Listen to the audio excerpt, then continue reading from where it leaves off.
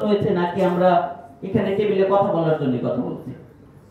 আচ্ছা, প্রথমে বলিনি আমার একটু সময় বেশি দিতে হবে, এটা আমার আগে অনুরোধ। তাহলে ভাই মাঝখানে আপনি বলবেন না সোনিয়া আপু, আগে আমি একটু সময় চাই না। আচ্ছা, চেষ্টা করছি। আমি মিরপুর জোনাল কমিটি, এরকম মডারেটর দরকার ছিল। Thank you. আমি মিরপুর জোনাল কমিটির সহসভাপতি, আমার নাম সোনিয়া। আমি যেই বস্তিতে থাকি, আমার বস্তির নাম হলো ৬ নম্বর টবলক বারকের বস্তি। আমি প্রথমে বলতে চাই, আমরা তৃণমূল পর্যায়ে যে নারীরা আছি, তারা কি সমাজে এখনো মর্যাদা বিষয়টি কোনো উন্নতি হয়েছে? আমাদের হয়নি। আমি নারী, আমি জন্ম হওয়ার থেকে মৃত্যু পর্যন্ত আমি বৈষম্যের শিকার হতেই থাকি। তার কারণ, প্রথমে ছেলে হলে আজান দেয়, মেয়ে হলে বলে দূর মেয়ে হয়েছে, যে বাবা অথবা দাদারা দোকানে চা পান খায়, আর মায়ের মুখটা কালোই থাকে। শাল দুধটা খাওয়ার তৌফিক হয়তো হয়। প্রথমে আমি নারী এটা বলতে পারি, কিন্তু অনেকের চোখে আমি ছোট। তার কারণ আমি তো নারী, আমি মায়ের পেট থেকে হয়েছি। ছেলেরা হয়তো বা অন্য জায়গা থেকে আসে, অনেক মনে করে, কিন্তু না। আমি বৈষম্য শিকার আমার ঘর থেকে হই, আমার স্বামীর বাড়ি হই, আমার ছেলে মেয়ের মাধ্যমে আমি করেছি। তার কারণটা প্রথমেই হলো, আমি হওয়ার পরে আমার ঘরে আমার মা 2 চোখ করে। তার কারণ, আমার বড় ভাই, ওনাকে খাবার দিতে গেলেও দেখতাম 2 রকম করে, আমার খাবারটা অন্যরকম করতো। অনেক সময় তাকিয়ে দেখতাম, মা ভাইয়াকে বড় মাছ দিয়ে আমার ছোট মাছ, আর মা বললিস নি ও বড় হয়ে কাজ করবে, তো ঘরেই দেখবি, তুই জামাই বাড়ি যাবি, খেতে পারবি, কত রান্ধবি। দেখেন, বাবার বাড়ি আমি এর ভিতরে থাকি। বিয়ে বাবা মারা গেল, বাবা মারা যাওয়ার পরে আমার বিয়ে দেয়। হ্যাঁ, আমি বাল্য বিবাহ শিখি। মূলত আমার বাবা মারা যায় আমার 11 বছর বয়সে। বাবা আগের যুগের নাকি নিয়ম আছে, ঘরের মুরব্বী মারা গেলে 18 মাসের আগে বিয়ে দেওয়া যায়। তো হাতে বেয়ে তো লম্বা হয়ে গেছিলাম, তখন সবার লোক হই নাই।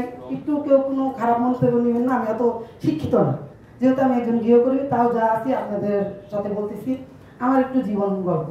যেরকম আমার বাবা মারা যাওয়ার পরে আমার মা গর্ভবতী হয়, তখন আমি একটা পলিথিন ফ্যাক্টরিতে চাকরি করি। পলিথিন ফ্যাক্টরিতে 1 মাস নাইট 1 মাস দিন ডিউটি হয়। তখন ওখানে যাই, ঘুম মানে সকাল 8টায় ঢুকলে রাত 8টায়, রাত 8টায় ঢুকলে সকাল 8টায়। ওখানে কোনো খাবার থাকে না, কোনো ফ্যান থাকে না, যেহেতু ওইটা বাইরের দেশের পলিথিন ফ্যাক্টরি। ওখানে পলিথিন বানাতে হয়, ব্ল্যাক কালারের পলিথিন বানাতাম আমরা। তো আসতাম, এসে দেখতাম আমার মা অসুস্থ। এসে ওই ঘরের কাজ করে এসে আমি অফিসের কাজ করে বাইরেও করতাম, নাইট করে আসতাম। 12টার ভিতরে রান্না বান্না করে আমি শুতাম। শোয়ার পরে 3টা বাজে তো আমার পেটে খিদা লাগে, উঠতাম। কোনো সময় 5টা বাজে উঠতাম। উঠার পরে বিকেলবেলা আম্মা অসুস্থ, ভাই আছে, বোন আছে, ছোট আর একটা বোন আছে। এইভাবে মানে আমি আমার ঘরের কাজ কাম করে আমি যাই। অনেক সময় আমি পলিথিন ফ্যাক্টরিতে আমি বৈষম্য শিকার হই। যেই কাজটা আমি পারি 120 পিস প্রোডাকশন দিতাম আমি, আর আমার সামনের যে ভাই ছিল উনি দিত 100 পিস 90 পিস, কিন্তু আমার বেতন 950, ওনার বেতন 1200-1300 থাকতো। দেখেন, আমি ওই জায়গায় বৈষম্য শিকার হই। তারপরে গেল আমার বোন হয়, বোন হওয়ার পরে মা বলে তোর বিয়ে দিয়ে দিতে হবে। তখন আমি কান্না করি, মা আমি কি বিয়ে বলবো? বলে না, তুই অনেক লম্বা হয়ে গেছিস, তোর বিয়ে দিতে হবে, নাহলে মানুষ খারাপ বলতেছে, তোর বাপ মরে গেছে, তোর ভাই বিয়ে করলে ঘরে ননদ থাকলে পরের বেটিরে আসবে না। তখন আমি বললাম, মা তা কি বলতেছো? আমি বিয়ে করার কথা বলা শুনে আমি নিজেও লজ্জা পাবো না হাসবো আমি নিজেই জানি না। বিয়েতে দূরে থাকা আমার ভিতরে কষ্ট ফিল করতেছে, কিরে এই নাইট ডিউটি পরিশ্রম করি, ঘরের কাজ করি, তারপরে আমার মা বলে টাকা এনে দিই 950 টাকা, 20 টাকা আমার দেয় না, কিন্তু আমার বেতনের টাকা আমার বাইরে 50 টাকা দিত, যা তুই খেয়ে এত বেতন পেয়েছে। গর্ব আমার মায়ের। তা আমার দুঃখ এটাই যে বাবা মারা গেল, বাবা হলাম, বুকের দুধ পাওয়ার সময় একটু দূরে আমি এত বৈষম্য শিকার করে আমার যে বিয়ে দিল, আমার বিয়ে হবে, আমার বিয়ে দিলে 1 মায়ের 1 ছেলের কাছে, তাদের কোনো মেয়ে নেই। কপাল আমার, সৌভাগ্য। তারা কি আমার মেয়ের কতটা কি তারা বুঝবে না। বলতেছে সোনিয়া তো পলিথিন ফ্যাক্টরিতে চাকরি করছে, চাকরিতে দাও। আমার দিন ডিউটি শেষে নাইট ডিউটি পরে 1 মাস 13 দিন পর আমার বাসর হয়। কেউ খারাপ মন নিয়ে না। 13 দিন পর বাসর হওয়ার পর আমি সাবালক হই। তখন সাবালক হওয়ার পরে বলে, আমার বড় বোনের কিন্তু বাচ্চা কাচ্চা হয় না, 12-13 বছর। বলে সোনিয়া বাচ্চা কাচ্চা হয়নি, আমি তাবিজ ওই ফকিরের কাছে যায়, হাতে পায়ে গলায় তাবিজ দিল।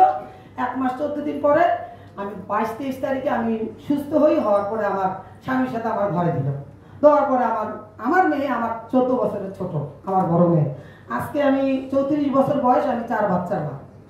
কি গর্ব বোঝেন, 2 মেয়ে 2 ছেলে। আমি আমার সব পূরণ না করতে করতে এখন আমার ছেলে মেয়ের বয়স পূরণ করি। তারপর আমি চাকরি করি, আমি একজন গৃহকর্মী।